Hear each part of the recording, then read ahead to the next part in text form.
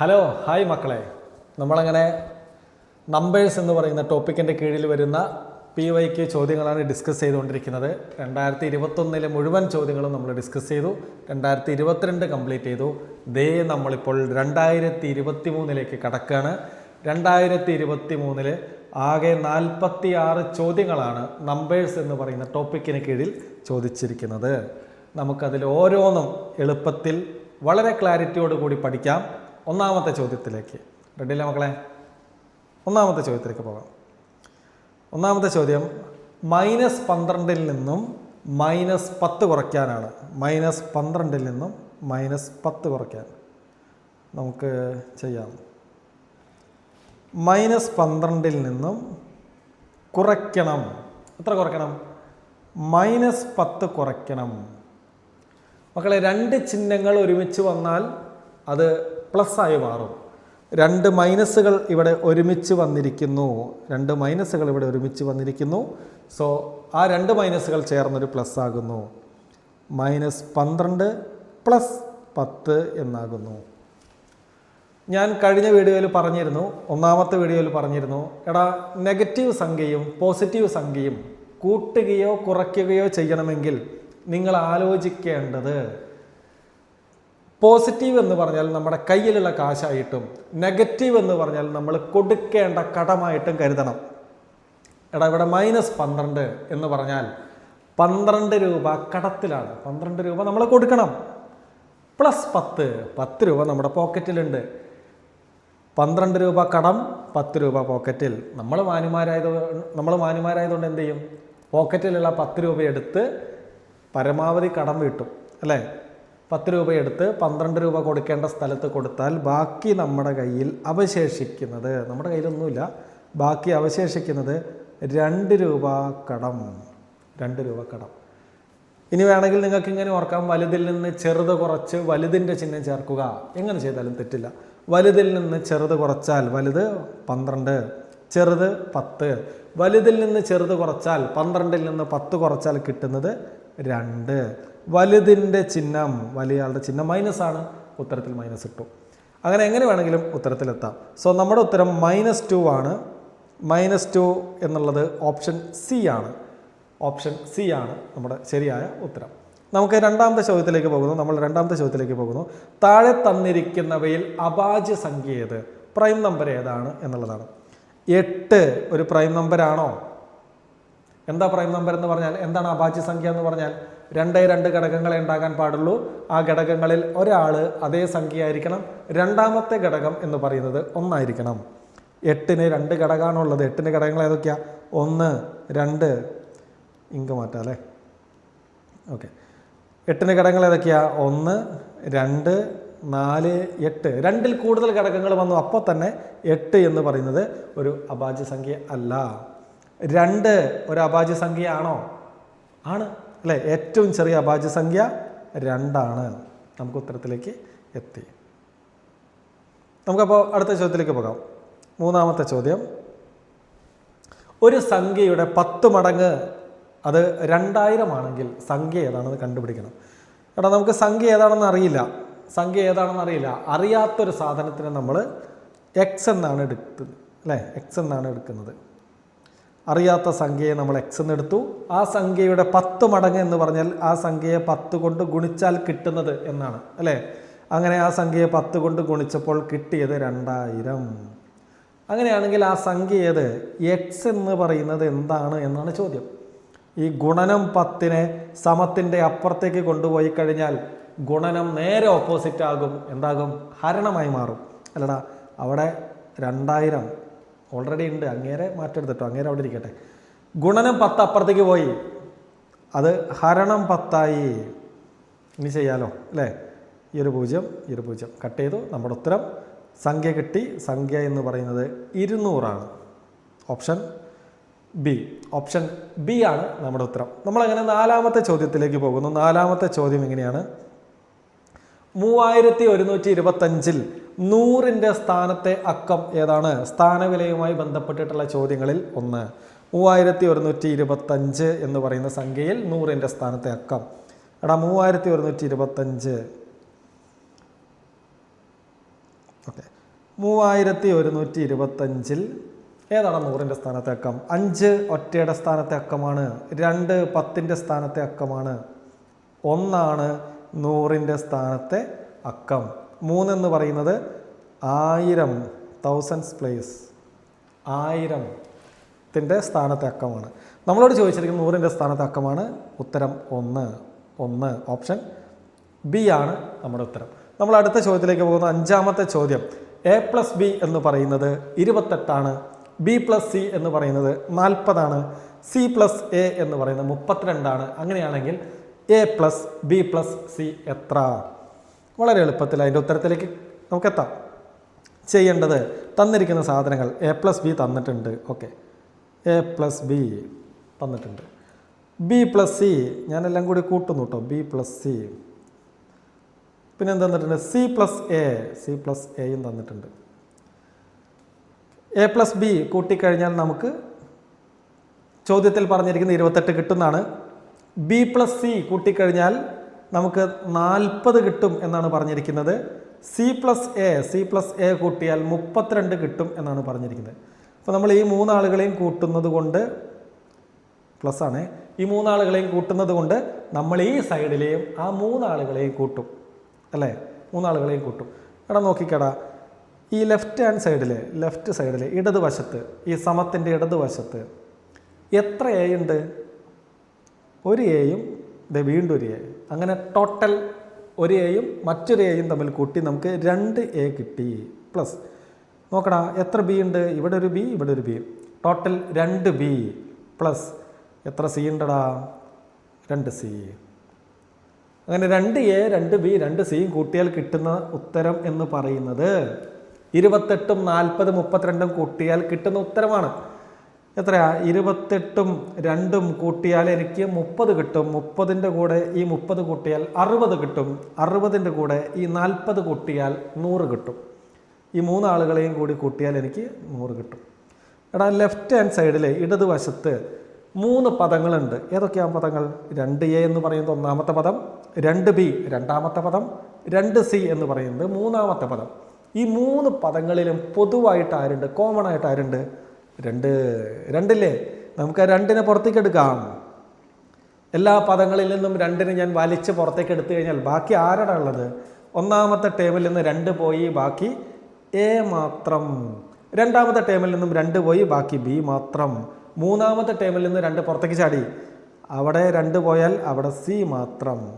അപ്പോൾ നമുക്ക് മുകളിൽ എഴുതിയ ഇക്വേഷനെ 2A ഗുണം A+B+C എന്ന രൂപത്തിൽ എഴുതാം. അതിൻ്റെ ഉത്തരം 100.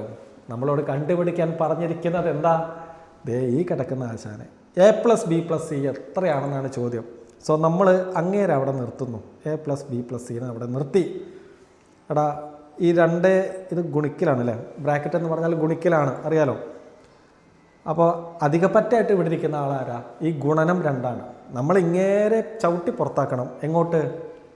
ഈ സമത്തിൻ്റെ അപ്പുറത്തേക്ക്. അപ്പോൾ ഗുണനം 2 അപ്പുറത്തേക്ക് പോകുമ്പോൾ ഇവിടെ ഓൾറെഡി ആരുണ്ട്? 100 ഉണ്ട്. ഗുണനം 2 അപ്പുറത്തേക്ക് പോകുമ്പോൾ നേരെ ഓപ്പോസിറ്റ് ആകുന്നു. അത് ഹരണം 2ആയി മാറുന്നു. അപ്പോൾ A+B+C എത്ര എന്ന് ചോദിച്ചാൽ അത് 100ൻ്റെ പകുതിയാണ് എന്ന് നമ്മൾ കണ്ടുപിടിച്ചു. 100ൻ്റെ പകുതി എന്ന് പറയുന്നത് 50 ആണ്. നമ്മുടെ ഉത്തരത്തിലേക്ക് എത്തി. ഉത്തരം 50, ഓപ്ഷൻ എ. ഓക്കെ അല്ലേ? നമ്മൾ അടുത്ത ചോദ്യത്തിലേക്ക് പോകുന്നു. 6ാമത്തെ ചോദ്യം. താഴെ തന്നിരിക്കുന്നവയിൽ ആദ്യ 2 ഒറ്റ അഭാജ്യ സംഖ്യകളുടെ ഗുണനഫലം ഏതാണ്? താഴെ തന്നിരിക്കുന്നവയിൽ ആദ്യത്തെ 2 ഒറ്റ അഭാജ്യ സംഖ്യകൾ ഗുണിച്ചാൽ കിട്ടുന്നത് എന്താണ്? ഓക്കെ, അഭാജ്യ സംഖ്യകൾ ഏതാണെന്നൊക്കെ നിങ്ങൾക്കറിയാം അല്ലേ? ഞാൻ കഴിഞ്ഞ വീഡിയോയിൽ വളരെ ഡീറ്റെയിൽ ആയിട്ട് പറഞ്ഞതാണ്. കാണാത്തവർ 2022 PYQ ചോദ്യങ്ങൾ ഡിസ്കസ് ചെയ്ത ആ വീഡിയോ എടുത്ത് നോക്കണം. അഭാജ്യ സംഖ്യകൾ തുടങ്ങുന്നത് 2, 3, 5, 7 അങ്ങനെയാണ്. ഓക്കെ, നമ്മളോട് പറഞ്ഞിരിക്കുന്നത് എന്താ? ആദ്യത്തെ 2 ഒറ്റ അഭാജ്യ സംഖ്യകളാണ് ഗുണിക്കാൻ പറഞ്ഞിരിക്കുന്നത്. ഈ 2 ആളുകളെ ഗുണിക്കാൻ പറ്റുമോ? പറ്റില്ല. എന്തുകൊണ്ട്? ആദ്യത്തെ ആൾ 2ആണ്, അങ്ങേരെ ഇരട്ട സംഖ്യയാണ്, ഒറ്റ അഭാജ്യ സംഖ്യയല്ല. ഇങ്ങേരെ പറ്റൂല. ബാക്കി ആരൊക്കെയാടാ?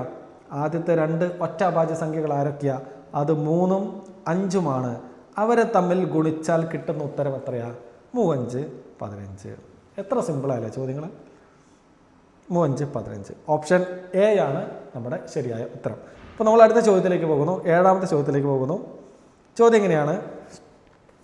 6 ഗുണിക്കണം 5 എന്ന് പറയുന്നത് 29, 3 ഗുണിക്കണം 8 എന്ന് പറയുന്നത് 23, 4 ഗുണിക്കണം 9 എന്ന് പറയുന്നത് 35. അങ്ങനെയാണെങ്കിൽ 7 ഗുണം 6 എത്ര? അപ്പോൾ ഈ തന്നിരിക്കുന്ന ഗുണനഫലങ്ങളിൽ എന്തെങ്കിലും ഒരു കണക്ഷൻ ഉണ്ടോ എന്ന് നോക്കുക. ശരിക്കും 6 ഗുണം 5 എത്രയാ? 6 5 എത്രയാ? 30 പക്ഷേ അതിൻ്റെ ഉത്തരമായി ഇവിടെ തന്നിരിക്കുന്നത് 29. എന്താണ് വ്യത്യാസം? എന്താ വ്യത്യാസം? 30 കിട്ടേണ്ടിടത്ത് 1 കുറച്ചാണ് തന്നിരിക്കുന്നത് അല്ലേ?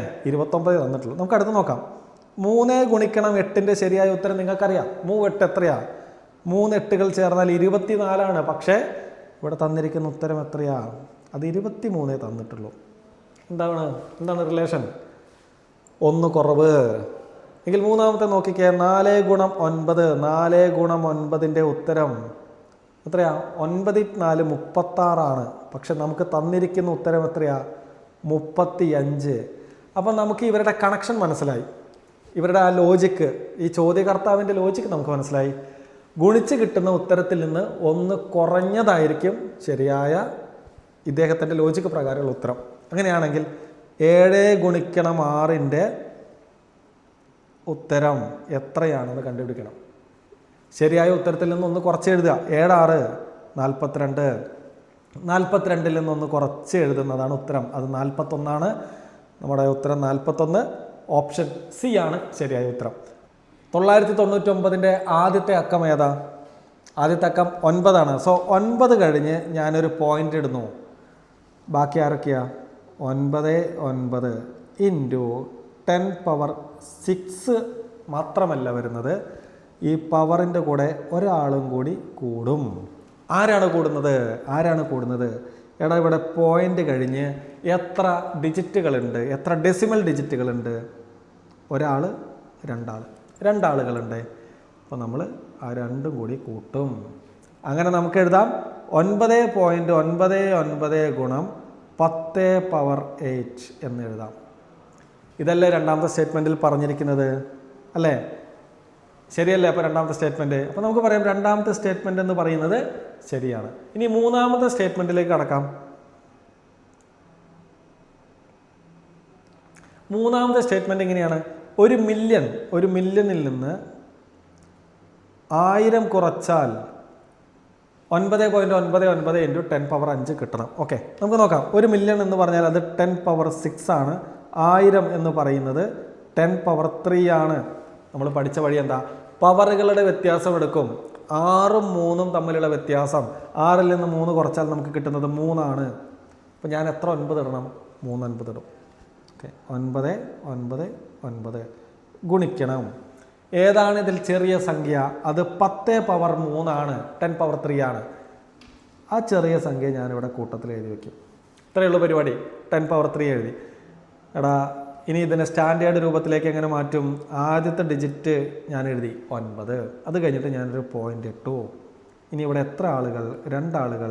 9 9 ഇൻറ്റു 10 പവർ 3.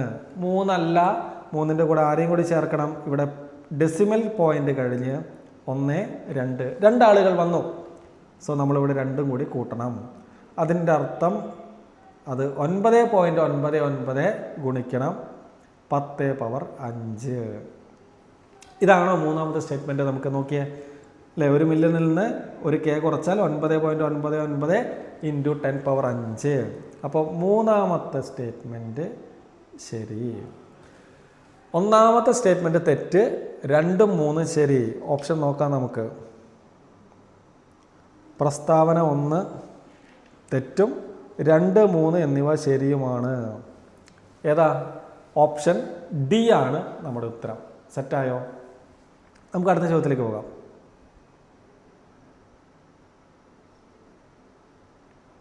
ഓക്കെ മക്കളെ, ഇവിടെ 1000ൻ്റെ വർഗത്തിൽ 1 കഴിഞ്ഞ് എത്ര 0 ഉണ്ടാകും? Simple question. ഓക്കെ, അതെങ്ങനെ ചെയ്യാം? 10ൻ്റെ വർഗത്തിൽ എത്ര 0 ഉണ്ട്? 10ൻ്റെ വർഗം നമുക്കറിയാലോ, അത് 100 ആണ്. അപ്പോൾ ഈ ചോദ്യത്തിൽ നിങ്ങൾ മനസ്സിലാക്കേണ്ടത് 10ൻ്റെ പവറുകളായിട്ട്. ഓക്കെ, അല്ലെങ്കിൽ 0ത്തിൽ അവസാനിക്കുന്ന സംഖ്യകളുടെ പവറുകളിൽ എത്ര പൂജ്യങ്ങളാണോ ചോദ്യത്തിലുള്ളത് അതിൻ്റെ ഇരട്ടി പൂജ്യങ്ങൾ ഉത്തരത്തിലുണ്ടാവും. ഇവിടെ ചോദ്യത്തിൽ 1 പൂജ്യം, അപ്പോൾ ഉത്തരത്തിൽ എത്ര പൂജ്യം? അതിൻ്റെ ഇരട്ടി ഡബിൾ പൂജ്യങ്ങളുണ്ടാവും. ഇവിടെ 1 ആണെങ്കിൽ അപ്പുറത്ത് ഡബിൾ, അത് 2 ആവും. എങ്കിൽ ഇവിടെ 100ൻ്റെ വർഗമാണെങ്കിൽ 100ൻ്റെ വർഗം എന്താ? 100 ഗുണം 100 10,000. എത്ര പൂജ്യങ്ങൾ? ഇവിടെ 2 പൂജ്യങ്ങളാണ് വർഗം കാണേണ്ടതിലുള്ളത്. അപ്പോൾ വർഗം കണ്ടതിൽ അതിൻ്റെ ഇരട്ടി പൂജ്യങ്ങൾ. ഇപ്പുറത്ത് 2 ആണെങ്കിൽ അപ്പുറത്ത് 4, എങ്കിൽ ഇവിടെ 3 പൂജ്യങ്ങൾ അല്ലേ? 1000ൽ എത്ര പൂജ്യങ്ങളുണ്ടടാ? 3 പൂജ്യങ്ങളുണ്ട്. അപ്പോൾ അതിൻ്റെ വർഗത്തിൽ എത്ര പൂജ്യങ്ങളുണ്ടാകും? അതിൻ്റെ ഇരട്ടി പൂജ്യങ്ങളുണ്ടാകും. ഡബിൾ ധമാക്ക 6 പൂജ്യങ്ങളുണ്ടാവും. ഓക്കെ, ഉത്തരം കിട്ടിയില്ലേ? ഓപ്ഷൻ സി ആണ് നമ്മുടെ ശരിയായ ഉത്തരം. അപ്പോൾ നമ്മൾ 10ാമത്തെ ചോദ്യത്തിലേക്ക് കടക്കുന്നു. 16 മീറ്റർ നീളമുള്ള ഒരു ചരടിൽ നിന്ന് 80 സെൻറ്റിമീറ്റർ നീളമുള്ള എത്ര കഷ്ണങ്ങൾ മുറിച്ചെടുക്കാം? ഓക്കെ, അപ്പോൾ നമ്മളിവിടെ ആദ്യം ചെയ്യുന്ന പരിപാടി, എടാ 16 മീറ്റർ നീളമാണ് ഒരു ചരടിനുള്ളത്. 16 മീറ്റർ നീളമുണ്ട്. അതിൽ നിന്ന് നമ്മൾ കട്ട് ചെയ്തെടുക്കുന്നതോ 80 സെൻറ്റിമീറ്റർ നീളമുള്ള കുറേ കഷ്ണങ്ങൾ കട്ട് ചെയ്തെടുത്താൽ എത്ര കഷ്ണങ്ങൾ നമുക്ക് കിട്ടും എന്നാണ് കണ്ടുപിടിക്കേണ്ടത്. അങ്ങനെയാണെങ്കിൽ മക്കളെ നിങ്ങളൊരു കാര്യം ആലോചിച്ച്, ഈ കിടക്കുന്ന ആൾ മീറ്ററിലും ഈ കിടക്കുന്ന ആൾ സെൻറ്റിമീറ്ററിലാണ്. അപ്പോൾ നമ്മൾ ഒരേ യൂണിറ്റിലേക്ക് മാറ്റണം, ചെറിയ യൂണിറ്റിലേക്ക് കൺവെർട്ട് ചെയ്യണം. അപ്പോൾ നമുക്കിതിൽ അറിയേണ്ട കാര്യം 1 മീറ്റർ എന്ന് പറഞ്ഞാൽ എത്ര സെൻറ്റിമീറ്റർ ആണ് എന്നറിയണം. 1 മീറ്റർ എന്ന് പറഞ്ഞാൽ അത് 100 സെൻറ്റിമീറ്റർ ആണ്. 1 മീറ്റർ എന്ന് പറഞ്ഞാൽ അത് 100 സെൻറ്റിമീറ്റർ ആണ്. അങ്ങനെയാണെങ്കിൽ 16 മീറ്റർ അപ്പോൾ എത്ര സെൻറ്റിമീറ്റർ ആയിരിക്കും? 16 മീറ്റർ എത്ര ആയിരിക്കും? 16 ഗുണം 100 1600 സെൻറ്റിമീറ്റർ ആയിരിക്കും. 1600 സെൻറ്റിമീറ്റർ ആയിരിക്കും. ഓക്കെ, അപ്പോൾ 1600 സെൻറ്റിമീറ്റർ നീളമുള്ള ചരടിൽ നിന്ന്, ഇനി 16 മീറ്റർ ഇല്ല, നമ്മളതിനെ കൺവെർട്ട് ചെയ്തു, സെൻറ്റിമീറ്ററിലേക്കൊക്കെ മാറ്റി, ഇനി 1600 സെൻറ്റിമീറ്റർ ഉള്ളൂ. അപ്പോൾ 1600 സെൻറ്റിമീറ്ററിൽ നിന്ന് 80 സെൻറ്റിമീറ്റർ നീളമുള്ള എത്ര കഷ്ണങ്ങൾ മുറിച്ചെടുക്കാം എന്ന് ചെക്ക് ചെയ്യാൻ അതിനെ ഭാഗിച്ചാൽ മതി, ഹരിച്ചാൽ മതി. ഓക്കെ, 0 0 കട്ട് ചെയ്ത് പോയി. 16ൽ 8 2 തവണ ഇവിടെ ഒരു 0 ഉണ്ട്. സോ ടോട്ടൽ 20 കഷ്ണങ്ങൾ നമുക്ക് കിട്ടും. ടോട്ടൽ 20 കഷ്ണങ്ങൾ. ഓപ്ഷൻ എ ആണ് നമ്മുടെ ശരിയായ ഉത്തരം. ഓക്കെ മക്കളെ, അപ്പോൾ നമ്മൾ 11ാമത്തെ ചോദ്യത്തിലേക്ക് എത്തിയിരിക്കുകയാണ്. 11ാമത്തെ ചോദ്യം ഇങ്ങനെയാണ്: ഒരു പോസിറ്റീവ് സംഖ്യയുടെ 4 മടങ്ങ് ആ സംഖ്യയുടെ വർഗത്തിൽ നിന്ന് 96 കുറച്ചതിനോട് തുല്യമാണെങ്കിൽ സംഖ്യ ഏതാണെന്ന് കണ്ടുപിടിക്കണം. ഓക്കെ, അപ്പോൾ ഈ തന്നിരിക്കുന്ന വിവരങ്ങൾ ആദ്യം കണക്കിൻ്റെ ഭാഷയിലേക്കൊന്ന് മാറ്റി എഴുതാം. തന്നിരിക്കുന്ന വിവരങ്ങളെ കണക്കിൻ്റെ ഭാഷയിലേക്ക് മാറ്റി എഴുതിയാൽ ഏതോ ഒരു പോസിറ്റീവ് സംഖ്യ നമുക്കറിയില്ല. അപ്പോൾ നമ്മൾ ആ സംഖ്യനെ അറിയാത്ത സാധനത്തിന് എക്സ് എന്നെടുത്തു. ആ സംഖ്യയുടെ 4 മടങ്ങ് എന്ന് പറഞ്ഞാൽ എന്താ? ആ സംഖ്യയെ 4 കൊണ്ട് ഗുണിച്ചത് 4x. അതെന്തിനോട് തുല്യമാണ്? ആ സംഖ്യയുടെ വർഗത്തിൽ നിന്ന്, ആ സംഖ്യയുടെ സ്ക്വയർ കണ്ടാൽ അതിൽ നിന്ന് 96 കുറയ്ക്കുന്നതിനോട് തുല്യമാണ്. 96 കുറയ്ക്കുന്നതിനോട് തുല്യമാണ്. മക്കളെ, ഈ ഒരു ഭാഷയിൽ എഴുതാൻ കഴിഞ്ഞാൽ നിങ്ങൾ ഈ ചോദ്യത്തിൻ്റെ ഉത്തരത്തിൻ്റെ പകുതിയിലേക്ക് എത്തി എന്നേ എനിക്ക് പറയാനുള്ളൂ. ഇതിൻ്റെ ആദ്യത്തെ ഭാഗം എന്താടാ? 4x, അതായത് ആ സംഖ്യയുടെ 4 മടങ്ങ് എന്ന് പറഞ്ഞാൽ ഇതെന്തായിരിക്കും? ആ സംഖ്യ 4ന്റെ ഗുണിതമായിരിക്കും എന്ന് നമുക്ക് വായിക്കാം അല്ലേ? എക്സ് എന്ന് പറയുന്നതിനെ 4 കൊണ്ട് ഗുണിച്ചാൽ കിട്ടുന്നത്, 4 കൊണ്ട് ഗുണിച്ചാൽ കിട്ടുന്നത് ഏതോ ഒന്ന്. അപ്പൊ നമുക്ക് 4ന്റെ ഗുണിതം എന്ന് വേണമെങ്കിൽ ഇതിനെ വായിച്ചെടുക്കാം. അങ്ങനെയാണെങ്കിൽ തന്നിരിക്കുന്ന ഓപ്ഷനിൽ നിന്ന് നമുക്ക് ആരെയൊക്കെ കട്ട് ചെയ്ത് മാറ്റാം? 4ന്റെ ഗുണിതം അല്ലാത്ത സാധനങ്ങളൊക്കെ കട്ട് ചെയ്യാം. 10 4ന്റെ ഗുണിതം അല്ല. 9 4ന്റെ ഗുണിതമല്ല. ഇനി അവശേഷിക്കുന്ന ആളുകൾ ആരൊക്കെയാ? 8ഉം 12ഉം മാത്രമേ ഉള്ളൂ. 8ഉം 12ഉം മാത്രമേ ഉള്ളൂ. എടാ, ഈ എക്സിന്റെ സ്ഥാനത്ത് 8 ഇട്ട് കൊടുക്കുക, അതേപോലെ എക്സിന്റെ സ്ഥാനത്ത് 12 ഇട്ട് കൊടുക്കുക. അങ്ങനെ ഓപ്ഷൻ വെച്ച് സബ്സ്റ്റിറ്റ്യൂട്ട് ചെയ്യുന്നതാണ് ഈ ചോദ്യത്തിന്റെ ഉത്തരത്തിലേക്ക് എത്താനുള്ള എളുപ്പവഴി. അതല്ലെങ്കിൽ ദ്വിമാന സമവാക്യം ഒക്കെ ഉപയോഗിച്ച് ഉത്തരത്തിലേക്ക് എത്താം. അതിലേക്കൊക്കെ പോകുന്നതിനേക്കാൾ നല്ലത് ഓപ്ഷൻ വെച്ച് ചെക്ക് ചെയ്യുന്നതാണ്. നമ്മുടെ മുന്നിൽ ഇനി 8ഉം 12ഉം ആണുള്ളത്. 8 അല്ലെങ്കിൽ 12. അപ്പോൾ എക്സിൻ്റെ വില ആദ്യം 8 കൊടുക്കുക. ഉത്തരം കറക്റ്റ് ആണോ എന്ന് നോക്കുക. ഇടതുവശത്തും വലതുവശത്തും സമത്തിൻ്റെ ഇടതുവശത്തും വലതുവശത്തും ഒരേ ഉത്തരമാണെങ്കിൽ അത് ശരിയായിരിക്കും. അപ്പോൾ നമുക്ക് ആദ്യം 8 വെച്ച് ചെക്ക് ചെയ്യാം. 4 ഗുണിക്കണം 8, എക്സിൻ്റെ സ്ഥാനത്ത് ഞാൻ 8 കൊടുത്തേ, സമം 8² മൈനസ് 96. ഓക്കെ, 4 എന്ന് പറയുന്നത് 32 8 എന്ന് പറയുന്നത് 64 മൈനസ് 96.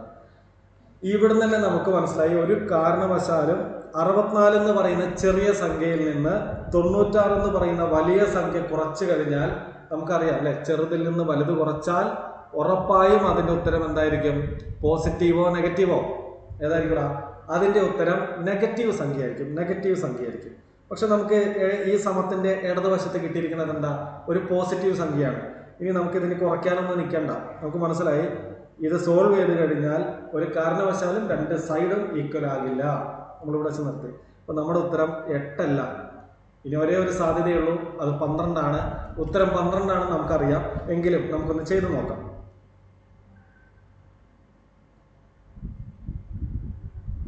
ഓക്കെ, ഇനി എക്സിന് പകരം നമ്മൾ എന്താ കൊടുക്കുന്നത്? 8 വെച്ച് ചെയ്ത് നോക്കി. ഇനി 12 വെച്ച് ചെയ്ത് നോക്കണം. 4 ഗുണം 12 എന്ന് പറയുന്നത് 12ന്റെ വർഗത്തിൽ നിന്ന് 96 കുറച്ചാൽ കിട്ടുന്നതാണോ എന്ന് നോക്കാം. 12 ഗുണം 4 ചെയ്ത് കഴിഞ്ഞാൽ എത്ര കിട്ടൂടാ? 48 കിട്ടും. 48. 12ന്റെ വർഗം, 12ന്റെ സ്ക്വയർ എത്രയാ?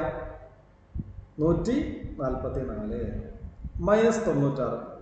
ഓക്കെ, 144 96 കുറച്ചാൽ 48 കിട്ടുന്നുണ്ടെങ്കിൽ നമ്മുടെ ഉത്തരം ശരിയാണ്. 144 96 കുറച്ചാൽ, ഇനി ഇങ്ങനെ കുറയ്ക്കാൻ നിൽക്കുന്നതിനേക്കാൾ എളുപ്പം എന്താണെന്ന് അറിയോ? അവിടെ നമ്മളൊരു കടയിലേക്ക് പോയി ഒരു സാധനം വാങ്ങിച്ചു. നമ്മൾ ആ കടക്കാരൻ്റെ കയ്യിൽ കുറച്ച് പൈസ കൊടുത്തു കഴിഞ്ഞാൽ ആ കടക്കാരൻ നമുക്ക് ബാക്കി ചില്ലറ തരുന്നത് എങ്ങനെയായിരിക്കും? പുള്ളിക്കാരൻ കുറയ്ക്കല്ലേ ചെയ്യുക, എന്താ ചെയ്യുക? തിരിച്ചു കൂട്ടും അല്ലെ, തിരിച്ചു കൂട്ടും. ആ മെത്തേഡ് വെച്ചതൊന്ന് നോക്കിക്കേ. 96നെ ഏറ്റവും അടുത്തുള്ള റൗണ്ട് ഫിഗർ ആക്കും. എത്രയാ ഏറ്റവും അടുത്ത് കിടക്കുന്ന 10ന്റെ ഗുണിതം അല്ലെങ്കിൽ റൗണ്ട് ഫിഗർ?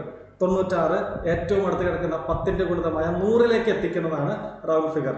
96 100 ആകാൻ എത്ര രൂപ ബാക്കി കൊടുക്കണം? 4 രൂപ ബാക്കി കൊടുക്കണം. ഇപ്പൊ 100 ആയി അല്ലെ, 100 ആയി. ഇനി എന്താകണം? 140 ആകണം. 100 140 ആകണമെങ്കിൽ ഒരു 40 കൂടി കൊടുക്കണം അല്ലെ, ഒരു 40 രൂപ കൂടി ചില്ലറ കിട്ടും. ഇപ്പൊ 140 ആയി. ഇനി എത്രയും കൂടി ആകണം? 140 ആയാൽ പോരാ, 144 ആകണം. സോ 140 144 ആകാൻ ഒരു 4 കൂടി കൊടുക്കും. ഇങ്ങനെ തിരിച്ചു കൂട്ടുന്നതാണ് നല്ലത്. നിങ്ങൾ ഇങ്ങനെ പ്രാക്ടീസ് ചെയ്താൽ നന്നായിരിക്കും കേട്ടോ. അങ്ങനെ 40ഉം 4ഉം 4ഉം എല്ലാം കൂടി കൂട്ടിയാൽ കിട്ടുന്നത് 48. അങ്ങനെ ഇടതുവശത്തും 48, വലതുവശത്തും 48. സോ നമ്മുടെ ശരിയായ ഉത്തരം എന്ന് പറയുന്നത് അത് 12. ഓപ്ഷൻ സി ആണ്. ഓപ്ഷൻ സി ആണ് നമ്മുടെ ശരിയായ ഉത്തരം. അടുത്ത ചോദ്യം ഡയറക്റ്റ് ആയിട്ട് നമ്മൾ പ്രൈമറി ക്ലാസ്സുകളിലൊക്കെ പഠിക്കുന്ന സബ്ട്രാക്ഷൻ, കുറയ്ക്കുന്ന ഒരു കണക്കാണ്. 2597 നിന്ന് ഏതോ ഒരു സംഖ്യ കുറച്ചപ്പോൾ 997 കിട്ടി എങ്കിൽ ആ സംഖ്യ ഏത്? ചെയ്യാം. 2597 നിന്ന് ഏതോ ഒരു സംഖ്യ നമുക്കറിയില്ല, അതിന് ഞാൻ എക്സ് നിർത്തും. അങ്ങനെ കുറച്ച് കഴിഞ്ഞപ്പോൾ നമുക്ക് 997 കിട്ടി എങ്കിൽ ആ സംഖ്യ ഏത്? സംഖ്യ കണ്ടുപിടിക്കാൻ നിങ്ങൾ ഈ സാധനത്തിനെ ജസ്റ്റ് അങ്ങോട്ടും ഇങ്ങോട്ടും നോക്കിയാൽ മതി. ഞാനൊരു എക്സാമ്പിൾ വെച്ച് പറയാം. മക്കളെ, 5ൽ നിന്ന് ഏതോ ഒരു സംഖ്യ കുറച്ചപ്പോൾ എനിക്ക് 3 കിട്ടി. സംഖ്യ ഏത് എന്നെങ്ങനെ കണ്ടുപിടിക്കാം? എങ്ങനെ കണ്ടുപിടിക്കാം? യെസ്, ഇയാളെ പിടിച്ച് അപ്പുറത്തേക്കും ഇങ്ങേരെ പിടിച്ച് ഇപ്പുറത്തേക്കും ഇട്ട് കഴിഞ്ഞാൽ ഉത്തരമായി. 5 - 3 എത്രയാണോ അതായിരിക്കും ആ സംഖ്യ. അതെ, അതേ ലോജിക്ക് ഇവിടെ അപ്ലൈ ചെയ്യാലോ. എങ്ങനെ? 2597 നിന്ന് ഏത് സംഖ്യയാണ് കുറച്ചത് എന്ന് കണ്ടുപിടിക്കാൻ നമ്മൾ എന്ത് ചെയ്യും? ഈ കുറച്ച സംഖ്യയുടെ അപ്പുറത്തേക്കും കിട്ടിയ ഉത്തരത്തിന് നമ്മൾ ഇപ്പുറത്തേക്ക് ഇടും. അപ്പൊ എന്തായി? 2597 മൈനസ് 997 ചെയ്താൽ കിട്ടുന്നതാണ് ആ സംഖ്യ. ഇനി കുറയ്ക്കാം. 2597 മൈനസ് 997. 7ൽ നിന്ന് 7 പോയാൽ നിങ്ങൾക്കറിയാം അത് എത്രയാണ്? 0. 9ൽ നിന്ന് 9 പോയാൽ 0. ഇനിയോ 5ൽ നിന്ന് 9 കളയണോ? വേണ്ടടാ, ഇവിടെ മൊത്തത്തിൽ കിടക്കുന്നത് 25 ഉണ്ട്. ആ 25-ൽ നിന്ന് 9 പോയാൽ എത്ര എന്ന് നോക്കിയാൽ മതി. 25-ൽ നിന്ന് 10 പോവുകയാണെങ്കിൽ എത്ര? 25-ൽ നിന്ന് 10 പോയതെങ്കിൽ 15 അല്ലെ? നമുക്ക് 9 പോയാൽ മതി. സോ 15-ൽ നിന്ന് ഒന്നും കൂടി കൂട്ടുക, 16. നമ്മുടെ ഉത്തരം 1600 1600. Option D. ഓപ്ഷൻ ഡി ആണ് നമ്മുടെ ശരിയായ ഉത്തരം. മനസ്സിലാവുന്നില്ലേ? ഓക്കെ, ഇതൊക്കെ ചെറിയ സിമ്പിൾ കണക്കുകളല്ലേ. അങ്ങനെ നമ്മുടെ 13ാമത്തെ ചോദ്യത്തിലേക്ക് എത്തുന്നു. 8.25 ലിറ്റർ പാൽ 3/4 ലിറ്ററിന്റെ കുപ്പികളിലാക്കിയാൽ കുപ്പികളുടെ ആകെ എണ്ണം എത്ര? നമ്മൾ ഇതിന് സമാനമായിട്ടുള്ളൊരു കണക്ക് 2021 ചോദ്യ പേപ്പറിൽ നമ്മൾ ഡിസ്കസ് ചെയ്തതാണ്. ഓക്കെ, അപ്പം എന്താ ചെയ്തത്? നമ്മൾ 8.25 ലിറ്റർ പാൽ നമ്മുടെ കൈവശം ആകെയുണ്ട്. അത് 3/4 ലിറ്ററിന്റെ കുപ്പികളിലേക്ക് മാറ്റണം. അങ്ങനെയാണെങ്കിൽ എത്ര കുപ്പികളിൽ നിറച്ചാൽ, 3/4 ലിറ്ററിന്റെ എത്ര കുപ്പികളിൽ നിറച്ചാൽ ഈ 8.25 ലിറ്റർ കംപ്ലീറ്റ് ആയിട്ട് നിറയ്ക്കാൻ കഴിയും, ഒഴിച്ച് വെക്കാൻ കഴിയും? ഓക്കെ, അപ്പൊ എത്ര കുപ്പികൾ, ആ കുപ്പികളുടെ എണ്ണമാണ് നമുക്ക് കണ്ടുപിടിക്കേണ്ടത്. അങ്ങനെ 8.25 ലിറ്റർ പാൽ 3/4 ലിറ്ററിലേക്ക് ഭാഗിക്കുക, വീതിക്കുക എന്ന് പറഞ്ഞാൽ അത് ഹരണമാണ് എന്ന് ഞാൻ പറഞ്ഞു തന്നിട്ടുണ്ട് അല്ലെ? ഈ മുകളിൽ കിടക്കുന്ന ആളെ മിശ്രഭിന്നത്തിനെ നമുക്ക് മറ്റേ ഭിന്ന രൂപത്തിലേക്ക് മാറ്റണം. 8.25 മാറ്റിയാൽ, ഞാൻ ആദ്യത്തെ വീഡിയോയിൽ പറഞ്ഞതാണ്, എന്താണ്? ഈ പൂർണ്ണസംഖ്യയെ ഛേദമായി കിടക്കുന്ന 4 കൊണ്ട് ഗുണിക്കുക, മുകളിൽ കിടക്കുന്ന അംശം കൊണ്ട് കൂട്ടുക. 8 ഗുണിക്കണം 4 32. 32ന്റെ കൂടെ അംശമായി കിടക്കുന്ന 1 കൂട്ടിയാൽ നിങ്ങൾക്ക് കിട്ടുന്നത് 33 ഡിവൈഡഡ് ബൈ, ഇവിടെ എത്രയാണോ ഛേദം ആ ഛേദം അതുപോലെ എഴുതുക, ഡിനോമിനേറ്റർ എത്രയാണോ അത് അതുപോലെ എഴുതുക. അപ്പൊ 4 divided by all divided by, ഇവിടെ ഒരാളും കൂടി ഉണ്ട്. ആരാണത്? 3/4 3/4. ഓക്കെ, നമ്മൾ വിൽക്രമം എടുത്തിട്ടൊക്കെ ഞാൻ കഴിഞ്ഞ വീഡിയോയിൽ കാണിച്ചു തന്നിട്ടുള്ളതാണ്. അപ്പൊ ഞാൻ അതിൻ്റെ ഒരു കുറുക്ക് വഴി കൂടി പറഞ്ഞു തന്നിരുന്നു. എടാ, ഒരേപോലത്തെ ഛേദങ്ങൾ ഉണ്ടെങ്കിൽ നിങ്ങൾക്ക് അതിനെ ഡയറക്റ്റ് ആയിട്ട് വെട്ടിക്കളയാം. അങ്ങനെ 33 3 മാത്രമേ ബാക്കിയുള്ളൂ. 33-ൽ എത്ര 3കൾ എന്ന് ചോദിച്ചാൽ നമ്മുടെ ഉത്തരമായി അത് 11 ആണ്. 11 ഓപ്ഷൻ എ. ഓപ്ഷൻ എ ആണ് നമ്മുടെ ശരിയായ ഉത്തരം. മക്കളെ, ചോദ്യങ്ങൾ 13 എണ്ണവും സെറ്റ് അല്ലേ? നമുക്ക് അടുത്തേക്ക് പോകാം. 14ാമത്തെ ചോദ്യം ഇങ്ങനെയാണ്. 27 കിലോ അരി 20 പേർക്ക് വീതിച്ചു കൊടുക്കണം. 27 കിലോ അരി ഉണ്ട്, അത് 20 പേർക്കായി വീതിച്ചു കൊടുക്കണം. അങ്ങനെ വീതിച്ചു കൊടുത്താൽ ഓരോരുത്തർക്കും എത്ര കിലോ അരി കിട്ടും എന്നുള്ളതാണ് കണ്ടുപിടിക്കേണ്ടത്. ഞാൻ തൊട്ട് മുൻപ് പറഞ്ഞേ ഉള്ളൂ, ഭാഗിക്കുക, വീതിക്കുക എന്നൊക്കെ പറഞ്ഞാൽ അവിടെ ചെയ്യുന്ന പരിപാടി എന്താണ് നോക്കിക്കേ. ഇവിടെ പറഞ്ഞിട്ടുണ്ട് വീതിക്കണം, വീതിക്കേണ്ട കണക്കാ. അപ്പൊ നമ്മൾ എന്ത് ചെയ്യണം? അതിനെ ഹരിക്കണം. ആരെ? ആകെയുള്ളതിനെ എത്ര എണ്ണമായി ഭാഗിക്കണോ, എത്ര എണ്ണമായി വീതിക്കണോ ആ എണ്ണം കൊണ്ട് വീതിക്കണം. ഇവിടെ 27 കിലോയാണ് ആകെയുള്ളത്. അത് എത്ര പേർക്ക് വീതിക്കണം? 20 പേർക്ക് വീതിക്കണം. 27-നെ 20 കൊണ്ട് ഹരിച്ചാൽ കിട്ടുന്നതാണ് നമ്മുടെ ഉത്തരം. 27-നെ 20 കൊണ്ട് ഹരിച്ചാൽ കിട്ടുന്നതാണ് നമ്മുടെ ഉത്തരം. അപ്പൊ ഹരിക്കാനുള്ള എളുപ്പത്തിന് ഞാൻ 27 ഡിവൈഡ് ബൈ 20-നെ ഞാൻ 2 × 10 എന്ന് എഴുതുന്നു. തെറ്റില്ലല്ലോ? അങ്ങനെയാണെങ്കിൽ എനിക്ക് 27/2 എന്നും ഇൻറ്റു 1/10 എന്നും എഴുതാം. ഇതെന്തിനാ ഇങ്ങനെ എഴുതുന്നതെന്ന് ചോദിച്ചാൽ, മറ്റേ തരത്തിൽ ഹരിച്ചാലും തെറ്റൊന്നുമില്ല. മനസ്സിലാകാത്ത ആരെങ്കിലും ഈ വീഡിയോ, ഒരു പക്ഷേ ബേസ് അത്ര ഉറക്കാത്ത ആരെങ്കിലുമൊക്കെ ഈ വീഡിയോ കാണുന്നുണ്ടെങ്കിൽ, എടാ അവരും സെറ്റാകണം, അവർ നമുക്കൊപ്പം കൂടണം, അവർക്ക് വേണ്ടിയിട്ടാണ്. അപ്പം ഞാനിങ്ങനെ സ്പ്ലിറ്റ് ചെയ്ത് എഴുതുന്നു. 27/2 എന്ന് പറഞ്ഞാൽ 27-ന്റെ പകുതി. 27-ന്റെ പകുതി എത്രയാണ്? 20-ന്റെ പകുതി എടുക്കുക, 7-ന്റെ പകുതി എടുക്കുക, തമ്മിൽ കൂട്ടുക. 20-ന്റെ പകുതി 10, 7-ന്റെ പകുതി എത്രയാ? 3.5 അല്ലേ? അപ്പൊ 27-ന്റെ പകുതി 13.5 എന്ന് കിട്ടി. 27/2 ചെയ്തപ്പോൾ നമുക്ക് 13.5 എന്ന് കിട്ടി. ഇനി ആരും കൂടി ഉണ്ടടാ? ഒരു ഇൻറ്റു 1/10 കൂടി ഉണ്ട്, അതായത് /10 കൂടി ഉണ്ട്. ഓക്കെ, ഇനി നമ്മൾ ഡെസിമൽ നമ്പേഴ്സ് പഠിക്കുന്ന സമയത്ത് ഇത് ഡീറ്റെയിൽ ആയിട്ട് പഠിക്കാം. ഈ /10 ചെയ്ത് കഴിഞ്ഞാൽ ഹരിക്കലാണ് ചെയ്യുന്നതെങ്കിൽ ഡെസിമൽ പോയിന്റ് ഇടത്തോട്ട് ചാടും എന്ന് മനസ്സിലാക്കി വയ്ക്കുക. ഇനി ഗുണിക്കലാണ് ചെയ്യുന്നതെങ്കിൽ ഡെസിമൽ പോയിന്റ് എങ്ങോട്ട് ചാടും? വലത്തോട്ട് ചാടും. ഓക്കെ, നമ്മളത് ഡെസിമൽ നമ്പേഴ്സ് പഠിക്കുന്ന സമയത്ത് വളരെ ഡീറ്റെയിൽ ആയിട്ട് അത് പഠിക്കാം. അപ്പോൾ 13.5നെ 10 കൊണ്ട് ഹരിക്കുക ചെയ്യുക. അപ്പോൾ ഡെസിമൽ പോയിന്റ് താഴെ എത്ര പൂജ്യങ്ങളുണ്ടോ അത്രയും സ്ഥാനം ഇടത്തോട്ട് ചാടും. ഇവിടെ ഒരു പൂജ്യമാണ് ഉള്ളത്, ഒരു പൂജ്യം ഉള്ളത്. അപ്പോൾ എത്ര സ്ഥാനം ഇടത്തോട്ട് ചാടണം? ഹരണമാണെങ്കിൽ ഇടത്തോട്ട് ചാടിയിരിക്കണം. എത്ര പൂജ്യമുണ്ട്? ഒരു പൂജ്യം. സോ ഈ ഡെസിമൽ പോയിന്റ് ഇങ്ങോട്ട് ചാടും. അപ്പോൾ അതെന്തായി? 1.35. ചില ആൾക്കാർ 1.3.5 എഴുതി വയ്ക്കും. അത് വേണ്ട, അത് തെറ്റാണ്. ഒരു ഡെസിമലേ വരാൻ പാടുള്ളൂ, ഒരു ഡെസിമൽ ചിഹ്നമേ വരാൻ പാടുള്ളൂ. അപ്പോൾ ഈ പോയിന്റിനെ ഇടതുവശത്തേക്ക് ഒറ്റ തവണ ചാടിച്ചാൽ മതി. എന്തുകൊണ്ടാണ്? ഒരു പൂജ്യം ഉള്ളതുകൊണ്ട്. നമ്മുടെ ഉത്തരം 1.35 കിലോഗ്രാമാണ്. ഓപ്ഷൻ ബി ആണ് നമ്മുടെ ഉത്തരം. നമ്മളങ്ങനെ 15ാമത്തെ ചോദ്യത്തിലേക്ക് പോകുന്നു. 1 മുതൽ തുടർച്ചയായുള്ള കുറേ ഒറ്റസംഖ്യകളുടെ തുക 100 ആണെങ്കിൽ സംഖ്യകളുടെ എണ്ണം എത്ര? നമ്മൾ ഈ ടൈപ്പ് ചോദ്യങ്ങൾ കുറെ ചെയ്ത് നോക്കിയിട്ടുള്ളതാണ് അല്ലേ? 1 മുതൽ എത്രയോ ഒറ്റസംഖ്യകൾ കൂട്ടി അതിൻ്റെ ഒരു തുക തന്നു. ആ തുക എത്ര ഒറ്റസംഖ്യകളുടെ എണ്ണമാണ് എന്ന് ചോദിച്ചാൽ, എത്ര ഒറ്റസംഖ്യകൾ കൂട്ടിയപ്പോഴാണ് ഈ തുക കിട്ടിയതെന്ന് ചോദിച്ചാൽ നമ്മൾ എന്താ ചെയ്യുക? ആ തുകയുടെ റൂട്ട് എടുക്കും. അത്രയല്ലേ ഉള്ളൂ. ഒറ്റസംഖ്യകളുടെ തുക. അപ്പോൾ ഒറ്റസംഖ്യകളുടെ തുക എന്ന് പറയുന്നത് n² ആണ്. ആ തുക നമുക്ക് തന്നിട്ടുണ്ട് 100 ആണ്.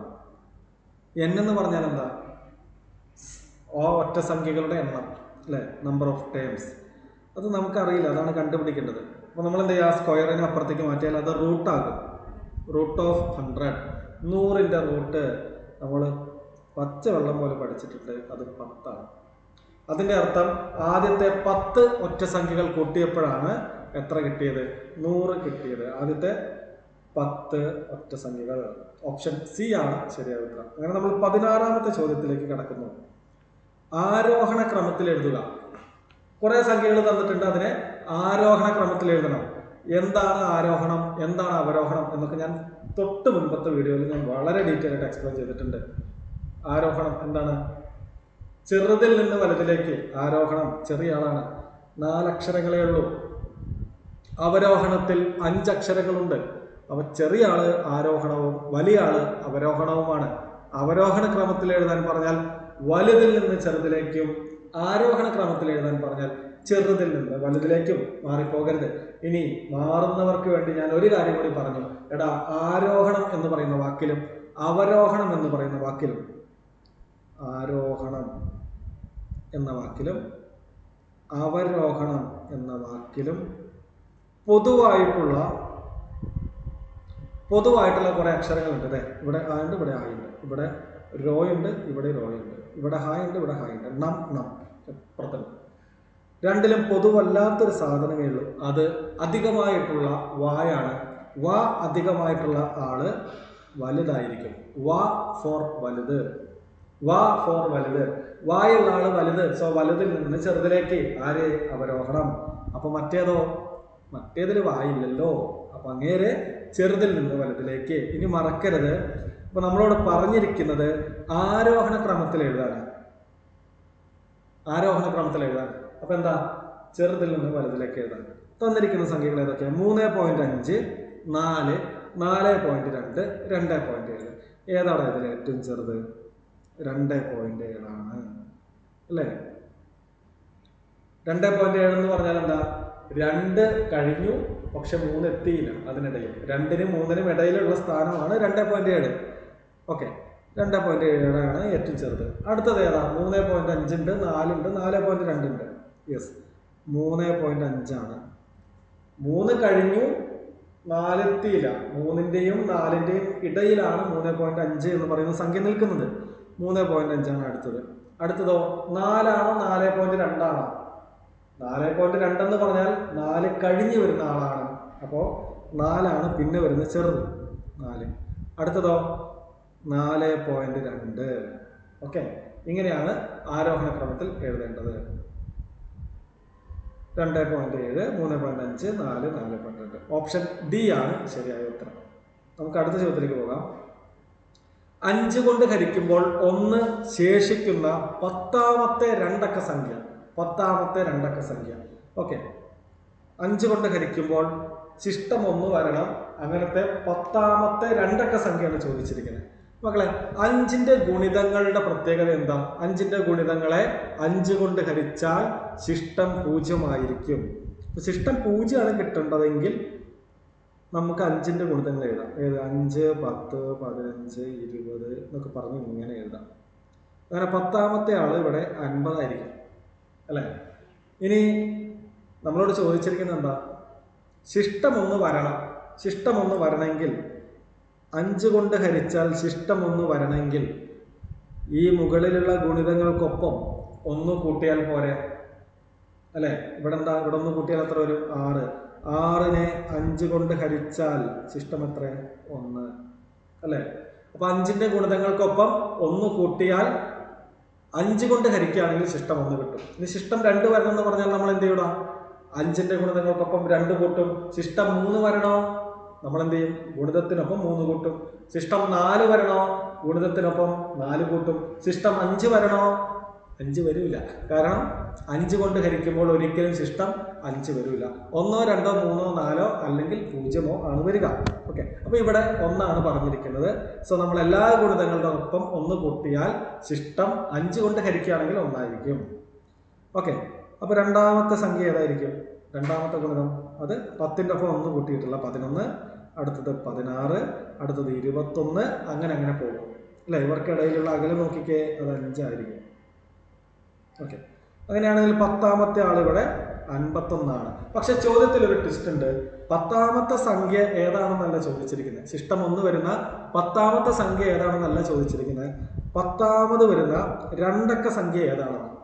രണ്ടക്ക സംഖ്യ തുടങ്ങുന്നത് എവിടുന്ന? 11ൽ നിന്ന് അല്ലെ? എങ്കിൽ 10ാമത്തെ ആൾ ആരായിരിക്കും? നിങ്ങൾ ഇവിടെ നോക്കിക്കോ. ഇത് 1ാമത്തെ ഗുണിതം, ഇത് 2, ഇത് 3, ഇത് 4, അങ്ങനെ ഇത് 10ാമത്തെ. അടുത്ത ആൾ ഇവിടെ 55 എന്ന് പറയുന്നത് 11, അടുത്തത് 60 എന്ന് പറയുന്നത് 12ാമത്തെ ആളായിരിക്കും. ഓക്കെ, അപ്പൊ രണ്ടക്ക സംഖ്യകൾ എണ്ണുകയാണെങ്കിൽ 10 എന്ന് പറയുന്നത് 1ാമത്തെ രണ്ടക്കമായ 5ന്റെ ഗുണിതം, 15 എന്ന് പറയുന്നത് 2ാമത്തെ രണ്ടക്കമായ 5ന്റെ ഗുണിതം, 20 എന്ന് പറയുന്നത് 3ാമത്തെ രണ്ടക്കമായ 10ന്റെ ഗുണിതം. അങ്ങനെയാണെങ്കിൽ 50 എന്ന് പറയുന്നത് എത്രയായിരിക്കും? പറഞ്ഞടാ. 50 എന്ന് പറയുന്നത്, എടാ ഇവിടെ 2 ആയപ്പോൾ 2 - 1 1ാമത്തെ രണ്ടക്കം. ഇവിടെ 15 എന്ന് പറയുന്നത് 3 - 1 2ാമത്തെ രണ്ടക്കം.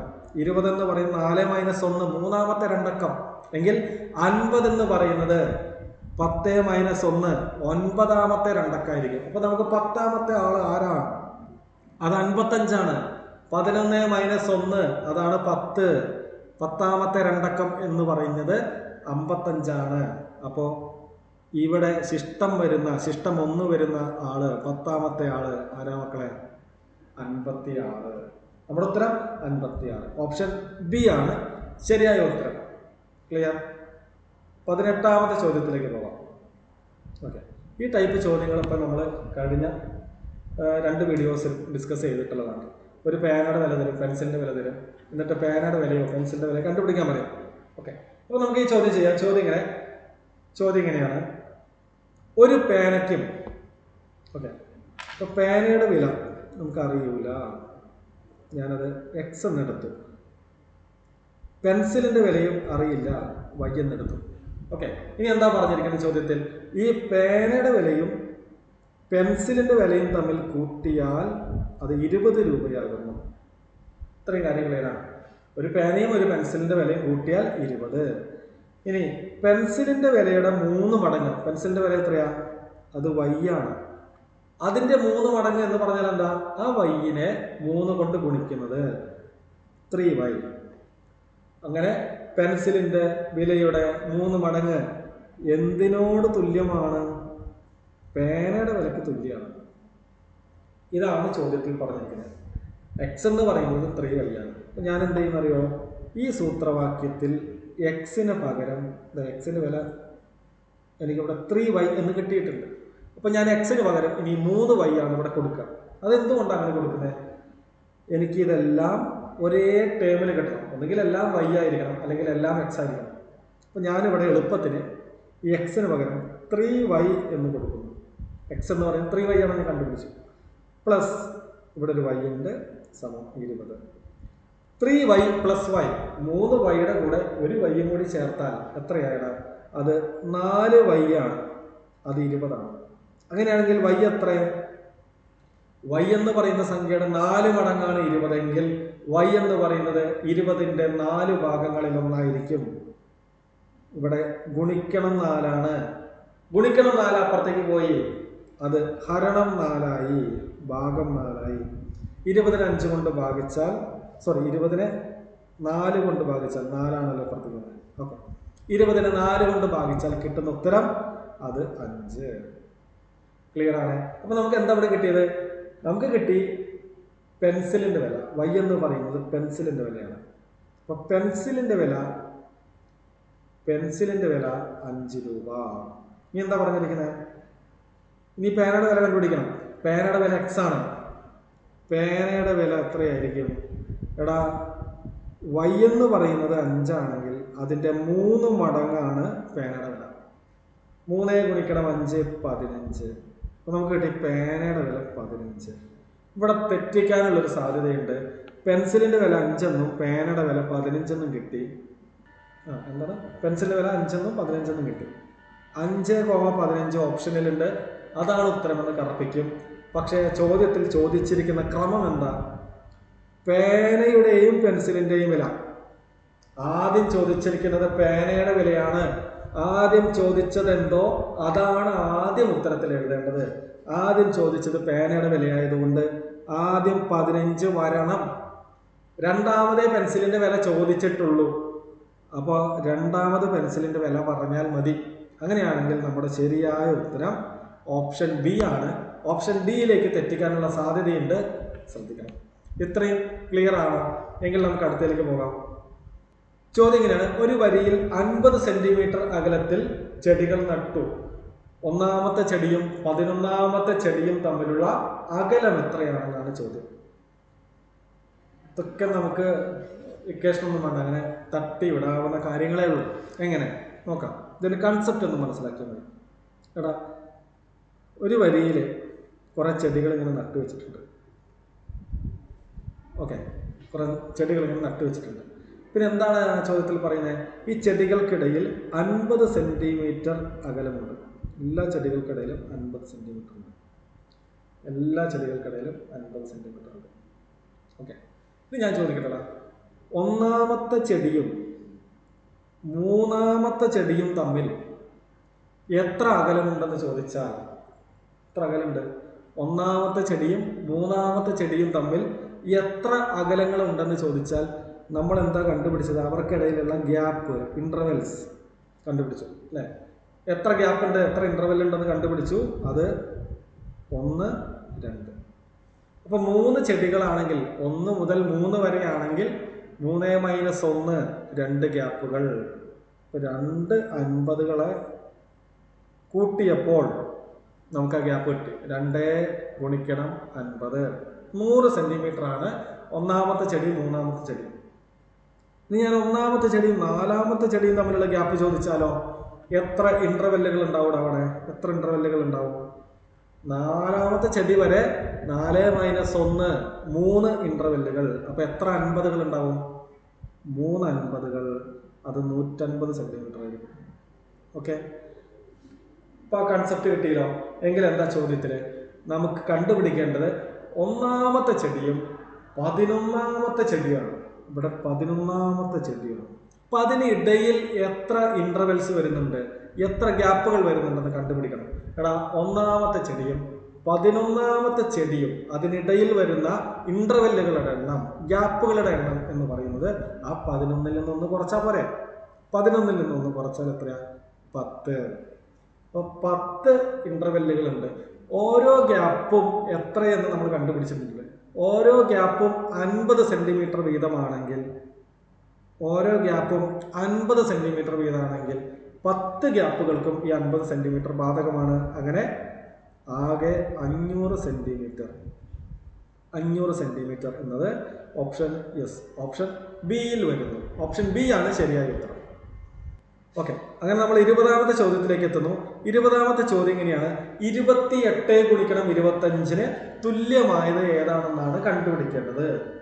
മക്കളെ, ഇവിടെ 25 കൊണ്ട് ഗുണിക്കാനുള്ള ഒരു എളുപ്പ വഴി കൂടി പറഞ്ഞു തരാം. നിങ്ങൾക്ക് വേണമെങ്കിൽ 28 ഗുണിക്കണം 25 ഡയറക്റ്റായിട്ട് ഗുണിച്ച് ഉത്തരത്തിലേക്ക് എത്താം. അതല്ലെങ്കിൽ ഞാൻ ഈ വഴി വേണ്ടവർ പിടിച്ചോ, 25 കൊണ്ട് ഏതൊരു സംഖ്യനെയും ഗുണിക്കാൻ. ഇവിടെ നമുക്ക് 28നെയാണ് ഗുണിക്കേണ്ടത്. 28 ഗുണിക്കണം 25. ഞാൻ ചെയ്യുന്ന പരിപാടി 25 കൊണ്ട് ഗുണിക്കുന്ന സംഖ്യ ഏതാണെന്ന് നോക്കി. 25 കൊണ്ട് ഗുണിക്കുന്ന സംഖ്യ ഇവിടെ 28 ആണ്.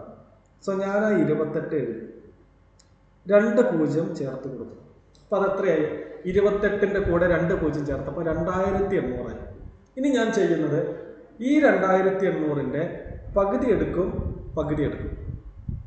ഈ 2800നെ പകുതിയാക്കും, വീണ്ടും പകുതിയാക്കും. അങ്ങനെ 2 പ്രാവശ്യം പകുതിയാക്കിയാൽ എനിക്കിതിന് ഉത്തരം.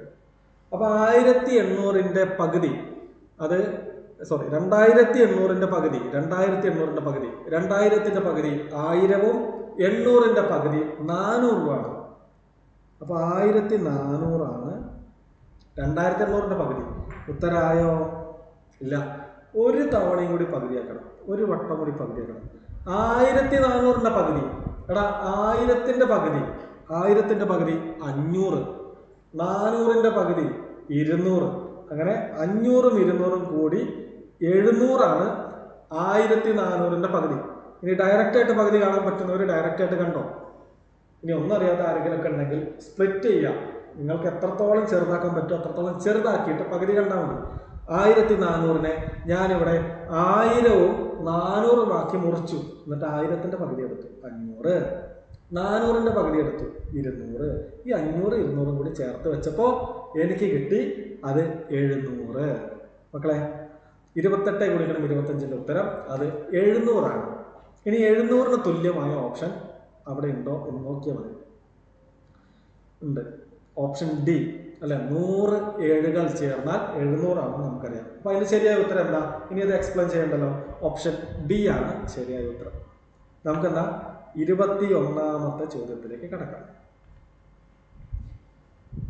വീണ്ടും ഒറ്റ സംഖ്യകളുടെ ഭാഗത്തു നിന്നുള്ള ചോദ്യമാണ്. 1 മുതൽ 25 വരെയുള്ള തുടർച്ചയായ ഒറ്റ സംഖ്യകളുടെ തുക കാണുക.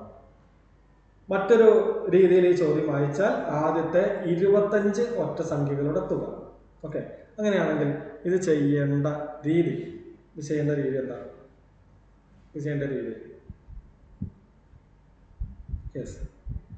ഒറ്റ സംഖ്യകളുടെ തുക. അപ്പം നമ്മളതൊക്കെ പഠിച്ച് കുറേ ആയി ഇങ്ങനത്തെ ചോദ്യങ്ങൾ ചെയ്യുന്നു. സെറ്റാകേണ്ട സമയമായി. ഒറ്റ സംഖ്യകളുടെ തുക എന്ന് പറയുന്നത് n² ആണ്. ഒറ്റ സംഖ്യകളുടെ തുക എന്ന് പറയുന്നത് n² ആണ് അല്ലേ. ആദ്യത്തെ n ഒറ്റ സംഖ്യകളുടെ തുക n² ആണ്. ഇനി n എന്താണ് എന്ന് നമുക്ക് തന്നിട്ടുണ്ട്. ഒറ്റ സംഖ്യകളുടെ എണ്ണം. എത്ര ഒറ്റ സംഖ്യകളുടെ തുകയാണ് കാണേണ്ടത്? ഇവിടെ 25 ഒറ്റ സംഖ്യകളുടെ തുകയാണ് കാണേണ്ടത്. സോ 25ന്റെ വർഗം 25². ഇനി എങ്ങനെ 25ന്റെ സ്ക്വയർ കാണുക? 25ന്റെ സ്ക്വയർ എങ്ങനെ കാണുക? ഓക്കെ, 25ന്റെ സ്ക്വയർ നിങ്ങൾക്ക് ഒന്നെങ്കിൽ 25 ഗുണിക്കണം 25 ചെയ്ത് സമയം കളഞ്ഞ് കണ്ടുപിടിക്കാം. അതല്ലെങ്കിൽ 25 കൊണ്ട് ഗുണിക്കാനുള്ള ഒരു എളുപ്പ വഴി ഇപ്പൊ ഞാൻ പറഞ്ഞു. എന്താണ്? 25 കൊണ്ട് ആരെയാണോ ഗുണിക്കുന്നത് അത് എഴുതി 2 0. 2500ന്റെ പകുതി 2000ന്റെ പകുതി 1000, 500ന്റെ പകുതി 250. ഇത്രയും ഓക്കെ അല്ലേ? ഇനി 1250ന്റെ പകുതി 1200ന്റെ പകുതി എന്ന് പറയുന്നത് 600 ആണ്. 50ന്റെ പകുതി 25 ആണ്. നമ്മുടെ ഉത്തരം 625. ഇതൊരു വഴി. ഇതല്ലെങ്കിലോ വർഗം കാണാനുള്ള വഴി 5ൽ അവസാനിക്കുന്ന സംഖ്യകളാണെങ്കിൽ ഞാൻ പറഞ്ഞു ഉത്തരത്തിന്റെ അവസാനം 25 ആയിരിക്കും അല്ലെ. ഇനി ഇവിടെ ഫസ്റ്റത്തെ ഡിജിറ്റ് എത്രയാണോ അതിന്റെ തൊട്ടടുത്തുള്ള സംഖ്യക്കൊപ്പം ഗുണിക്കുക. ഇവിടെ 2 ആണ് ഫസ്റ്റ് ഡിജിറ്റ്, 2 കഴിഞ്ഞ് വരുന്ന സംഖ്യ 3 ആണ്. ഈ 2ഉം 3ഉം തമ്മിൽ ഗുണിച്ചാൽ കിട്ടുന്നത് എന്തോ അതാണ് ഉത്തരത്തിന്റെ ആദ്യത്തെ ഭാഗം. അത് 6 ആണ്, 625. ഇത് രണ്ടാമത്തെ വഴി. ഇതല്ലെങ്കിൽ ഇനിയൊരു വഴി പിടിച്ചു. എല്ലാ സംഖ്യകളുടെയും സ്ക്വയർ കാണാൻ നമ്മൾ എന്ത് ചെയ്യണം? ആദ്യം 2ന്റെ സ്ക്വയർ എഴുതും. 4 രണ്ടക്കങ്ങളായി എഴുതണം. അതുകൊണ്ട് 0,4 എന്ന് എഴുതിയ. ഇനി 5ന്റെ സ്ക്വയർ അത് എത്രയാ? 25 അല്ലേ? അപ്പോൾ ഫസ്റ്റ് ലൈനായി. ഇനി സെക്കൻഡ് ലൈനിൽ നമ്മൾ ലാസ്റ്റ് ഒരു 0 കയറ്റി വെച്ചു. ഇനി തന്നിരിക്കുന്ന സംഖ്യകളെ തമ്മിൽ ഗുണിക്കുക. 2 ഗുണിക്കണം 5 എന്ന് പറയുന്നത് ഈ 5 10. 10ന്റെ ഇരട്ടി അത് 20 ആണ്. ഇത് കൂട്ടിയാലും നമുക്ക് കിട്ടുന്നത് 6, 2, 5. മക്കളെ 3-4 വഴികളായി ഈ ചോദ്യത്തിന്. നിങ്ങൾക്ക് ഏത് വഴിയിലൂടെ വേണമെങ്കിലും ചെയ്യാം. ശരിയായ ഉത്തരത്തിലേക്ക് എത്തണം എന്നുള്ളത് മാത്രമേ ഉള്ളൂ. ചെയ്യുന്ന 5ൽ അവസാനിക്കുന്ന സംഖ്യകളാണെങ്കിൽ ഞാൻ പ്രിഫർ ചെയ്യുന്നത് ഈ മെത്തേഡായിരിക്കും. അപ്പോൾ എല്ലാ വഴികളും അറിഞ്ഞു വയ്ക്കുക. ഏതെങ്കിലും ഒരു വഴി പ്രാക്ടീസ് ചെയ്യുക, അതിൽ എക്സ്പെർട്ട് ആവുക. ഓക്കെ, അപ്പോൾ 22ാമത്തെ ചോദ്യത്തിലേക്ക് നമ്മൾ പോകുന്നു. എയും ബിയും എന്ന് പറയുന്നത് 2 ഒറ്റ സംഖ്യകളാണ്. അങ്ങനെയാണെങ്കിൽ താഴെ 4 ഓപ്ഷനുകൾ തന്നിട്ടുണ്ട്. ആ ഓപ്ഷനുകളിൽ ഏതാണ് ഇരട്ട സംഖ്യ ആവുക എന്നുള്ളതാണ് കണ്ടുപിടിക്കുന്നത്. അപ്പോൾ നമുക്ക് ഇത്തരത്തിലുള്ള ചോദ്യങ്ങൾ വേണമെങ്കിൽ എക്സാമ്പിൾ വെച്ച് ചെയ്യാം. അപ്പോൾ ഞാൻ എ എന്നത് 1 എന്ന് പറയുന്ന ഒറ്റ സംഖ്യയായിട്ടും ബി എന്ന് പറയുന്നത് തൊട്ടടുത്ത ഒറ്റ സംഖ്യ 3 ആയിട്ട് ഞാൻ എടുത്തു. ഇനി ഓപ്ഷൻ വെച്ച് ഞാൻ ചെക്ക് ചെയ്യുന്നു. എന്താണ് ഓപ്ഷൻ എ? ഓപ്ഷൻ എ പറയുന്നത് എ ഇൻറ്റു ബി. നമുക്ക് നോക്കാം. 1 ഇൻറ്റു 3. 2 ഒറ്റ സംഖ്യകളെ തമ്മിൽ ഗുണിച്ചാൽ ഇരട്ട സംഖ്യയാണ് കിട്ടുന്നത്. 1 ഇൻറ്റു 3 ചെയ്തപ്പോൾ നമുക്ക് കിട്ടുന്നത് ഒറ്റ സംഖ്യ തന്നെയാണ്. അപ്പോൾ ഇവിടെ വേണമെങ്കിൽ ഒരു നോട്ട് എഴുതി വെച്ചോ. ലോകത്തുള്ള എല്ലാ ഒറ്റ സംഖ്യകളുടെയും 2 തമ്മിൽ ഗുണിച്ചാൽ, പരസ്പരം ഗുണിച്ചാൽ കിട്ടുന്നത് മറ്റൊരൊറ്റ സംഖ്യയായിരിക്കും. 2 ഒറ്റ സംഖ്യകളെ പരസ്പരം ഗുണിച്ചാൽ കിട്ടുന്നതും ഒറ്റ സംഖ്യയായിരിക്കും. 2 ഒറ്റ സംഖ്യകളെ പരസ്പരം ഗുണിച്ചാൽ കിട്ടുന്നതും ഒറ്റ സംഖ്യയായിരിക്കും. ഇതാണ് ഇവിടെ ശ്രദ്ധിക്കേണ്ടത്. ഇനി ഓപ്ഷൻ ബി നോക്കാം. A into B plus 2. 1 into 3 plus 2. മക്കളെ, നമ്മൾ ഇവിടെ എ ഇൻറ്റു ബി എന്ന് പറയുന്നത് 2 ഒറ്റ സംഖ്യകളാണ്. ആ 2 ഒറ്റ സംഖ്യകളെ ഗുണിച്ചാൽ എന്ത് കിട്ടും? നമ്മളിപ്പോൾ പഠിച്ചു. 2 ഒറ്റ സംഖ്യകളെ ഗുണിച്ചാൽ ഉറപ്പായും അത് ഒറ്റ സംഖ്യ ആയിരിക്കും. എടാ, അതിൻ്റെ ഒപ്പം 2 കൂട്ടുക എന്ന് പറഞ്ഞാൽ എന്താ? തൊട്ടടുത്ത ഒറ്റ സംഖ്യ അല്ലേ? അപ്പോൾ ഇവിടെ +2 വന്നാലും -2 വന്നാലും അത് ഒറ്റ സംഖ്യ തന്നെയായിരിക്കും. കാരണം എന്താ? ഗുണിച്ച് കിട്ടുന്നത് ഒറ്റ സംഖ്യയാണ്. +2 എന്ന് പറഞ്ഞാൽ തൊട്ടടുത്ത് വരുന്ന ഒറ്റ സംഖ്യ വരും. ഇനി -2 എന്ന് പറഞ്ഞാലോ തൊട്ട് മുൻപിൽ വരുന്ന ഒറ്റ സംഖ്യ വരും. ഓക്കെ, അപ്പോൾ ഓപ്ഷൻ ബിയും എന്താണ്? ഒറ്റ സംഖ്യ തന്നെയാണ്. ഇനി ഓപ്ഷൻ സി, a + b + 1. നോക്കാം. 1 + 3 + 1 എത്രയെല്ലാം കൂടി കൂട്ടുമ്പോൾ 5 ആണ് കിട്ടുന്നത് അല്ലേ? അപ്പോൾ ഇതും ഒറ്റ സംഖ്യയാണ്, ഇരട്ട സംഖ്യയല്ല. അപ്പോൾ ഉത്തരം എയും അല്ല, ബിയും അല്ല, സിയും അല്ല. ആ നിലയ്ക്ക് ഡി ആണ് ഉറപ്പിച്ചു. എങ്കിലും നോക്കാം. a + b അത് 4 ഇരട്ട സംഖ്യയാണ്. അപ്പോൾ ഇവിടെ ഒരു കാര്യം നിങ്ങൾക്ക് എഴുതാലോ. 2 ഒറ്റ സംഖ്യകൾ പരസ്പരം കൂട്ടിയാൽ ഏത് ഒറ്റ സംഖ്യ വേണമെങ്കിലും എടുത്തോ, പരസ്പരം കൂട്ടി നോക്കിക്കോ. അങ്ങനെ കൂട്ടിയാൽ കിട്ടുന്നത് എപ്പോഴും ഇരട്ട സംഖ്യയായിരിക്കും. ഓക്കെ, 2 ഒറ്റ സംഖ്യകളെ പരസ്പരം കൂട്ടിയാൽ കിട്ടുന്നത് എപ്പോഴും ഇരട്ട സംഖ്യയായിരിക്കും. ഇത് ക്ലിയർ അല്ലേ? നമ്മുടെ ഉത്തരം ഓപ്ഷൻ ഡി ആണ്. അപ്പോൾ നമുക്ക് അടുത്ത ചോദ്യത്തിലേക്ക് പോകാം. 23ാമത്തെ ചോദ്യം. ഏറ്റവും ചെറിയ എണ്ണൽ സംഖ്യ അഥവാ നാച്ചുറൽ നമ്പേഴ്സ് എന്ന് പറഞ്ഞാൽ എണ്ണാൻ ഉപയോഗിക്കുന്നതാണ്, കൗണ്ട് ചെയ്യാൻ ഉപയോഗിക്കുന്നതാണ്. ഒരിക്കലും നമ്മൾ 0യിൽ നിന്ന് തുടങ്ങില്ല അല്ലേ? നമ്മൾ എണ്ണെടുക്കുമ്പോൾ 0, 1, 2, 3 എന്ന് പറഞ്ഞിട്ടല്ലല്ലോ എണ്ണുക. എണ്ണമെടുക്കാൻ പറയുമ്പോൾ 1ൽ നിന്നേ എണ്ണമെടുത്ത് തുടങ്ങൂ. അപ്പോൾ ഏറ്റവും ചെറുതാരാണ്? ഏറ്റവും ചെറിയ എണ്ണൽ സംഖ്യ എന്ന് പറയുന്നത് അത് 1 ആണ്. Easy question. 24ാമത്തെ ചോദ്യം. യെസ്, 20നും 30നും ഇടയിൽ എത്ര അഭാജ്യ സംഖ്യകളുണ്ട്? നമ്മൾ ഇന്നലെ ഒരു കോഡ് പോലെ പഠിച്ചതാണ്. കഴിഞ്ഞ വീഡിയോയിൽ ഒരു കോഡ് പോലെ പഠിച്ചതാണ്. ആർക്കൊക്കെ ഓർമ്മയുണ്ടോ നോക്കട്ടെ. 20നും 30നും ഇടയിലുള്ള അഭാജ്യ സംഖ്യകൾ എണ്ണം. 1നും 10നും ഇടയിൽ, 11നും 20നും ഇടയിൽ, 21-നും 30-നും ഇടയിൽ, 31-നും 40-നും ഇടയിൽ, 41-നും 50-നും ഇടയിൽ, 51-നും 60-നും ഇടയിൽ, 61-നും 70-നും ഇടയിൽ, 71-നും 80-നും ഇടയിൽ, 81-നും 90-നും ഇടയിൽ, 91-നും 100-നും ഇടയിൽ എത്ര അഭാജ്യ സംഖ്യകൾ എന്ന് ഒരു കോഡ് പോലെ പഠിച്ചു. എന്താണ് ആ കോഡ്? 44 22 322 321 അല്ലേ? ചോദിച്ചിരിക്കുന്നത് എന്താ? 20-നും 30-നും ഇടയിൽ, 20-നും 30-നും ഇടയിൽ എത്ര അഭാജ്യ സംഖ്യകൾ? 2. നമ്മളിത് കഴിഞ്ഞ വീഡിയോയിൽ വളരെ ഡീറ്റെയിൽ ആയിട്ട് എങ്ങനെയാണ് അഭാജ്യ സംഖ്യകൾ കണ്ടെത്തുക എന്നുള്ളതൊക്കെ പഠിച്ചതാണ്. അപ്പോൾ കിട്ടാത്തവര് കഴിഞ്ഞ വീഡിയോയിൽ ആ ചോദ്യം ഒന്ന് പോയി കാണണം എന്നാണ് പറയാനുള്ളത്. ഓക്കെ, അപ്പോൾ ഈ കൂട്ടത്തിൽ ഒന്നും കൂടി ചോദിക്കട്ടെ. ചിലപ്പോൾ ഇങ്ങനെ ചോദിക്കാം, 1 മുതൽ 25 വരെ എത്ര അഭാജ്യ സംഖ്യകൾ? നീ കോഡ് എന്തായിരുന്നു? കോഡ് ഒന്നുകൂടി എഴുതാം, പഠിക്കാം. 44 22 322 321. ഞാനിങ്ങനെ പഠിച്ചത് 321. ഓക്കെ, ഇനി ഞാനിതിന് വേറൊരു തരത്തിലും കൂടി കണക്ട് ചെയ്തു കേട്ടോ. ഞാനിതിന് ഇങ്ങനെയും കൂടി കണക്ട് ചെയ്തു, മറന്നു പോകാതിരിക്കാൻ. നോക്കിക്കേടാ, ബാക്കിൽ നിന്ന് പുറകിൽ നിന്ന് ഞാൻ എണ്ണുമ്പോൾ 1 2 3. ഇനി ഞാൻ രണ്ടെണ്ണം കൂട്ടുകയാണ്. 1 2 3 4 5 6 അല്ലേ?